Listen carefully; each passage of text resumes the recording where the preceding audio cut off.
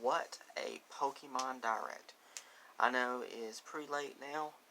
I know the Direct aired earlier this morning, but I didn't get a chance to actually watch it until just recently, so I have to do what I have to do.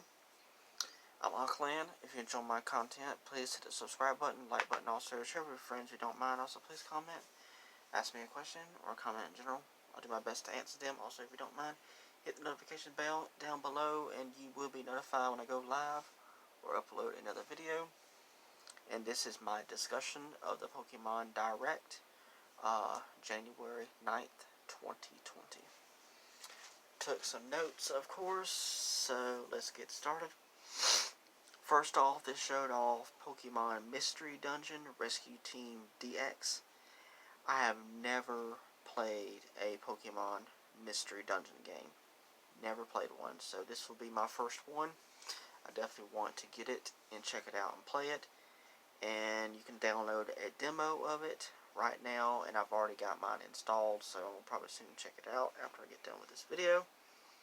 And the game will be released on March 6, 2020, this year. I still can't get over there. It is the year 2020. Wow. Next, it showed off Pokemon Sword and Shield expansion passes. Yes, passes. Each Pokemon Sword and Shield game can have a expansion pass purchased. Alright. This is pretty cool too, though. Will be available to use your saved data for your current game of each game, which is great. So wherever you left off at, your saved data can be transferred over into the expansion passes. So it's awesome. There's two parts of the expansion passes. The Isle of Armor and the Crown Tundra. Now, the Isle of Armor will be released June 2020, and the Crown Tundra will be released fall. My guess is it's probably going to be November. That's my guess. Each part is a new adventure, unseen areas of the Galar region. Different Pokemon and different people will be in each one, which is so cool. The Isle of Armor focuses on the theme of growth. A giant island off the shore of the Galar region. There's a dojo there for Pokemon battles, which is really, really cool. Mustard will be your mentor. Let me guess. Is his cousin or brothers and sisters ketchup and mayonnaise? I'm not being mean. I'm being silly. I mean, somebody out in the real world actually could have the name Mustard, so that's cool. Is it Claria? Klara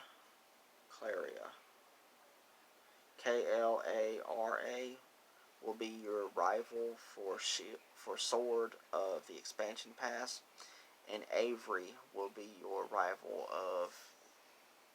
of expansion pass for Shield. Then the legendary of part 1, Isle of Armor, will be Cube. I forgot what his name was now. Cubeful. Dang. It's Kubful. He's a fighting type and evolves into Urshifu. I think that's how you pronounce his name, Urshifu, which has two different fighting types. Single strike style, which is fighting type and dark type, and rapid fire and rapid strike style, fighting and water type. Urshifu has a Gigantamax form, which is, it looked really cool. And plus there's going to be online competitions, of course, why not? All three of the starters in their final forms will be available to Gigantamax. Okay? And then they had on the screen 3 different listings for something. Tutor moves, including all new moves. Apricorns can be made into Pokeballs, so it must be some kind of item, I guess. Experience Charm can earn more experience points for your team, which is cool. And the new fashion items, plus new looks for your bike. Awesome. And that's for part 1. And in part 2, the Crown of Tundra focuses on the theme of exploration. And it's a snow sweep realm. More Pokemon you couldn't find in the Galar region will be there. Legendary Calyrex, I may have pronounced it wrong. Psychic type and grass type. A new form of co-op mode will be available in this part 2 of the expansion pass. You and new friends can explore dens.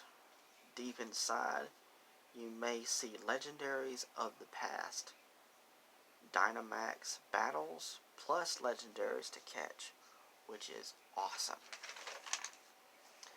Plus, brand new legendaries. And some of those legendaries look like Moltres, Articuno, and Zapdos. They look very similar to them, except their designs were different, but they really favor them a whole lot. Dozens of new clothing items will be available. New battle challenges once you complete the Isle of Armor and the Crown Tundra will be available to walk around freely and control the camera in both of the parts of the expansion passes, which is sweet. I mean, because in the wild area, you was able to do that. So why can't you do it in these places also? So good thing you can. Then more info will be later in upcoming, I guess, more Pokemon Directs, or maybe even E3 Direct or something, or maybe even at a Nintendo Direct when they decide to give us more information. And then well-known Pokemon from the past games, more than 200 Pokemon to be seen and to be added to your team in these expansion passes, which is awesome. Plus free updates with the expansion passes. So I guess as soon as you download them, I guess you'll get free updates, I guess, that you can download. With the updates, you can trade Pokemon from Switch to catch them all, which is nice. And plus, we already heard about this, but it's coming out pretty soon, is Pokemon Home. It's a cloud service. It's basically Pokemon Bank. And what I saw and done research on, you can also transfer Pokemon from Pokemon Bank over to Pokemon Home, but it can only be Pokemon that are available in the Galar region Pokédex. But you can bring them all over from other games and stuff, and bring them all over to Sword and Shield, including Pokemon Let's Go, Pikachu, and Eevee, which is really, really cool. And Pokemon Home will be available February 2020, next month. Software update on both Sword and Shield are available later today, which later is now. And I definitely already did my software updates just recently. And then once you do that, you can head over to, I forgot what the station was called, but head over to the station to meet up with either Claria or Avery. Depends on which version of the game you have. Which Sword would be Claria. I believe I'm pronouncing her name wrong. And then Shield would be Avery. And you will encounter a Galarian Slowpoke. I'd imagine it'll probably be in the wild area. Try to catch it and add it to your team. It can evolve into a Galarian, I think it was a Slowbro or Slowking or something like that, I can't remember, from either Isle of Armor or Crown Tundra, with certain items from each of those places. and the expansion passes will be available to pre-purchase later today, which is darn later today already, and the expansion passes are available to pre-purchase now. $30 each. So what I can tell from these areas, they're going to be huge, really huge. So I guess $30 is not too bad for each one. That's my opinion right there. You can access the Nintendo eShop directly from the Pokemon Sword and Shield menu within the game after the software update has been downloaded. And a Pikachu and Eevee clothing items to be available today. I guess after the software update, I guess it looked like it was a Pikachu and Eevee jacket or shirt or pants or a combination of all of them. It looked really cool. But yeah, that's wow. What a Pokemon Direct. It blew me away, in my opinion. I was very excited every minute I watched of it. I loved it. I'm sure a lot of people are going to have their own opinions on it. I'm sure there's going to be haters on there that don't want to pay for this stuff, but I'm willing to pay for it because it looks like there's going to be a lot of stuff to do in these expansion passes, and it looks like they're going to be huge.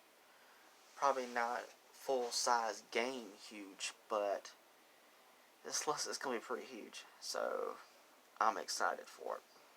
So I will definitely download the expansion passes for each of Pokemon Sword and Shield because I own both games. So that's going to be $60. I'm about to do one or the other at one point in time and do the other one next. So I'm about to spread it apart. I definitely want to get both of them. So I'm very excited. Very excited. Excuse me. Alright. Thank you so much. Alright. Bye.